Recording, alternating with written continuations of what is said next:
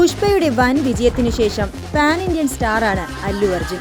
Pushpa franchise നേടിയ സ്വപ്ന വിജയത്തിനു പിന്നാലെ ബിഗ് ബജറ്റ് ചിത്രങ്ങളാണ് അല്ലു അർജുന്റേതായി അണിയറയിൽ ഒരുങ്ങിക്കൊണ്ടിരിക്കുന്നതും. അത്ര വലിയ ബോക്സ് ഓഫീസ് സാധ്യത മുന്നിൽ കാണുന്നു എന്നതാണ് അതിന്റെ പ്രധാന കാരണം. ഏതൊക്കെയാണ് അല്ലുവിന്റേതായി വരാനിരിക്കുന്ന പുതിയ ചിത്രങ്ങളെന്ന് നമുക്ക് നോക്കാം. ഒപ്പം ബജറ്റും അറിയാം. ആറ്റ്ലി സംവിധാനം ചെയ്യുന്ന റാക്ക കഴിഞ്ഞ ദിവസമാണ് ചിത്രത്തിന്റെ പേര് പുറത്തുവിട്ടത്. അല്ലുവിന്റെ 22ാമത്തെ ചിത്രത്തിന്റെ ബജറ്റ് 700 കോടിക്ക് മുകളിൽ വരും. ഒരു സസ്പെൻസ് ഒളിപ്പിച്ച വേറിട്ട ലുക്കിലാണ് റാക്കയിൽ അല്ലു എത്തുന്നത്.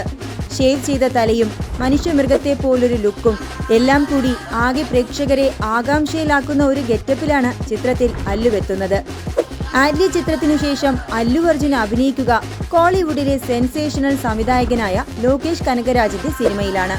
ആക്ഷനും സ്റ്റൈലിനും പ്രാധാന്യമുള്ള ഈ ചിത്രത്തിന്റെ ബജറ്റ് 500 കോടി എന്നാണ് കേൾക്കുന്നത്.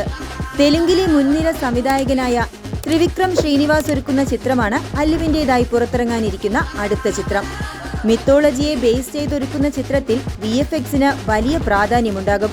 അല്ലുവിന്റെ അപ്കമിംഗ് പ്രോജക്റ്റുകളിൽ ഏറ്റവും ഉയർന്ന ബജറ്റും ഈ ചിത്രത്തിനെന്നാണ് അറിവ്. 1000 കോടിയാണ് ബജറ്റ്. ഇനി അടുത്ത സിനിമ മലയാളികൾക്ക് ഏറെ ആവേശം നിറയ്ക്കുന്ന ഒന്നാണ്. മലയാളികളുടെ ഇഷ്ടതാരവും സംവിധായകനുമായ ബേസിൽ ജോസഫ് ഒരുക്കുന്ന ചിത്രത്തെക്കുറിച്ചാണ് പറഞ്ഞു വരുന്നത്. അല്ലു അർജുന്റെ ഈ 25ാം ചിത്രമാണ് മിന്നൽ മുരളിക്കു ശേഷം ബേസിൽ ഒരുക്കുന്നത്. ബേസിൽ ഒരുക്കുന്ന ആദ്യ അന്യഭാഷാ ചിത്രം കൂടിയാണിത്.